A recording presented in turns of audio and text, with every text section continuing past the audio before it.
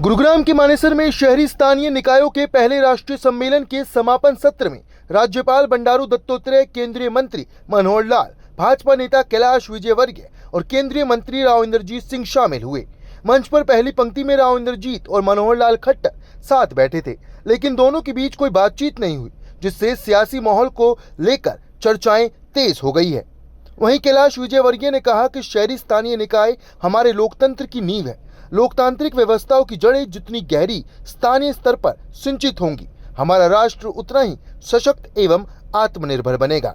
ये सम्मेलन हमारे लोकतांत्रिक ताने बाने को और अधिक सशक्त करने के साथ प्रधानमंत्री नरेंद्र मोदी के विकसित भारत के सपने को साकार करने की दिशा में अहम कदम है। आइए आपको सुनाते हैं केंद्रीय मंत्री मनोहर लाल खट्टर ने क्या कुछ कहा। मित्रों, प्रधानमंत्री जी ने हमारे सामने एक विषय जो रखा है, उसकी चर्चा देश भर में और जो हो रही है कि 2047 तक अपने को अपना देश विकसित भारतीय बनाना है और दुनिया में एक ऐसा स्थान प्राप्त हो कि हर नागरिक का माथा ऊंचा उठे, सीना चौड़ा हो, बड़े गर्व से कह सके कि हम भी एक ऐसे देश के नागरिक हो गए हैं जिसका दुनिया के देशों में अपना स्थान है। और उस ओर हम काफी बढ़ रहे हैं, आगे बढ़ रहे हैं, उसमें कहीं कोई दिक्कत नहीं है, कठिनाई नहीं है। बहुत से आयाम उन्होंने अपने सामने रखे हैं। सस्टेनेबल अर्बन डेवलपमेंट, शहर का जो विकास है वो समग्र रूप से कैसे होना चाहिए, ये बड़ा विषय उन्होंने अपने सामने रखा है। और उनके जितने भी पिछले 10 साल में 11 साल में कार्यक्रम शुरू हुए हैं शहरी विकास के, वो सब अपने सामने और वक्ताओं ने अपने को बताए।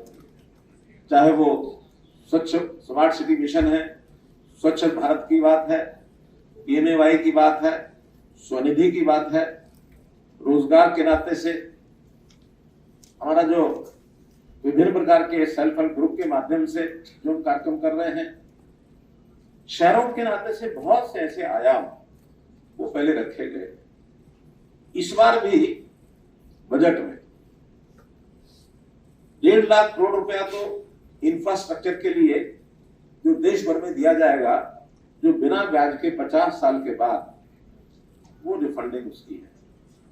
इंफ्रास्ट्रक्चर में बहुत बड़ा योगदान 1.5 लाख करोड़ रुपए का है। 1 लाख करोड़ रुपया और इस बार अर्बन चैलेंज फंड इस नाम से घोषित किया गया कि जहां जहां कोई चैलेंज महसूस होता है शहरों के अंदर, उस चैलेंज के कुछ प्रोजेक्ट्स बना करके लाइए और उसके आधार पर पैसे का सैंक्शन होगा और वो सब जो है शहरों को उपलब्ध कराया जाएगा। तो मित्रों, पैसे की कोई कमी नहीं है, कठिनाई नहीं है, लेकिन बहुत से काम करते हुए शहरी निकाय के नाते से जो लोग काम कर रहे हैं, चाहे वो मंत्रालय स्तर पर हो, प्रदेशों में हो अथवा स्थानीय शासन के नाते, क्योंकि त्रिस्तरीय अपनी व्यवस्था है। केंद्र सरकार अपनी कुछ दायित्व निभाती है, प्रदेश सरकारें अपना दायित्व निभाती है, ज्यादा दायित्व जो होता है स्थानीय शासन, चाहे वो शहरी विकास के नाते से अर्बन लोकल बॉडीज हो या फिर ग्रामीण क्षेत्र में ग्राम पंचायत का विभाग हो, उनके ऊपर ज्यादा दारोमदार इस विषय में आता है। क्योंकि एग्जीक्यूशन एजेंसी जो है वो हमारी स्थानीय स्वशासन है। ऊपर से तो हमको मदद मिलती है, हमको टेक्नोलॉजी की सहायता मिल गई, हमको आर्थिक मदद मिल गई, हमको मैन पावर के नाते से कुछ व्यवस्थाएं मिल गई। तो ये सारी चीजें नए इनोवेशन, नए कई बार नवाचार के नाते से बहुत से ऐसे चीजें आती हैं, वो सब मिल जाती हैं।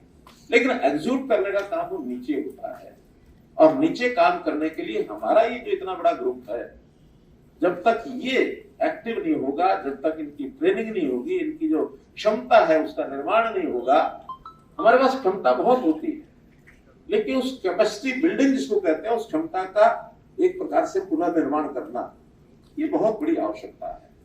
तो आज का ये जो सेशन 2 दिन का यहाँ रखा गया है, मैं लोकसभा के हमारे स्पीकर साहब, हमारे राज्यसभा के सभापति, उपसभापति, हरियाणा प्रदेश के हमारे सभापति, अध्यक्ष महोदय, इन सब का बहुत धन्यवाद करता हूं कि एक ऐसा विषय जिसके कारण से बहुत से चैलेंजेस जो हमको आ रहे हैं सामने, जो हमारी ऐसी चुनौतियां हैं कि काम करने में सुविधा कैसे हो, काम का रास्ता कैसे बनाया जाए, उसके लिए 2 दिवसीय जो काम करके अपना कार्यक्रम रखा है, इसका एक बहुत बड़ा लाभ है, बहुत बड़ा लाभ है।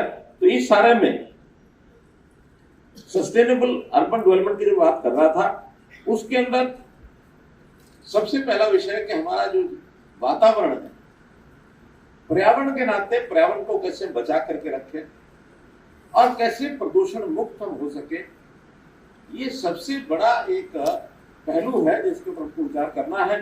विकास के काम लगातार चल रहे हैं, विकास के कारण से कई जीवन की आवश्यकताएं हमारी पूरी होती हैं, लेकिन बाई प्रोडक्ट के नाते कहीं कहीं उन चीजों में से और प्रदूषण होता है। हमारा जो पर्यावरण है उसके ऊपर प्रतिकूल प्रभाव पड़ता है। तो विकास कैसा हो, इसके लिए हमें आगे बढ़ना है और इसमें बहुत से हमारे शहर अच्छा काम कर रहे हैं। बेस्ट प्रैक्टिसेस के नाते से भी आपका एक यहाँ पर प्रेजेंटेशन हुआ है कुछ शहरों का, उन्होंने बहुत कुछ अच्छी बातें बताई हैं। अब वो सब एक साथ तो हम लागू नहीं कर पाएंगे, लेकिन उसको कैसे टारगेट अचीव कर सकते हैं उसका एक प्लान जरूर बनाना चाहिए हमको, और उस प्लान के आधार पर हम अपने शहर को कैसे आगे बढ़ा सकते हैं इसकी ओर हमको आगे बढ़ना चाहिए। अब हमारा जैसे उदाहरण के लिए शहरों के अंदर वाहन व्यवस्था, स्कूटर, मोटरसाइकिल, कार, ट्रक, इनके ट्रैफिक जैम के बाद कैसा एक वातावरण बनता है प्रदूषण का, इसको दूर करने के लिए एक बहुत बड़ा एक आयाम जो खड़ा किया गया है वो है ई ट्रांसपोर्टेशन, ई मोबिलिटी। अब ई मोबिलिटी यानी कैसे शहरों में इन व्यवस्थाओं को, पुरानी व्यवस्थाओं को दूर करके ई मोबिलिटी पर कैसे आए, इसके लिए हमको कैंपस की रोटी बनानी पड़ेगी। कुछ एनसीआर आदि शहरों में या बड़े शहरों के अंदर तो एक नियम बनाया भी गया है कि 10 साल से ऊपर के बाद उसमें नहीं चलेंगे। थोड़ा कठिनाई तकलीफ आएगी, एक सामान्य व्यक्ति है उसने बहुत कठिनाई से कहीं अपना एक वाहन खरीद लिया है, 10 साल के बाद उसके वाहन को आप नहीं चलने देंगे, उसको एक कठिनाई तो पाएगी। लेकिन कई बार कहा जाता है कि बड़े हित के लिए छोटा त्यागना पड़ता है। प्रदूषण को समाप्त करना ये बड़ा बड़ा हित है और उसके लिए छोटे हित है, इसको त्याग करना, ये हमको जनता में भाव जागृत करना है। और इसी प्रकार से हमने व्यवस्थाएं, जैसे भारत सरकार के नाते हमारा जो बड़ा आयाम है मोबिलिटी को लेकर के, पब्लिक ट्रांसपोर्ट सिस्टम में मेट्रो। अब मेट्रो इतना बड़ा विषय था कि जिसमें से हम व्यक्तिगत वाहन लोगों की कमी को कैसे पूरा कर सकते हैं, बहुत बड़ा आयाम ये देश भर में खड़ा किया है। 2005 से लेकर के, बल्कि राधा 2002 कहें, पहली मेट्रो अटल जी के नेतृत्व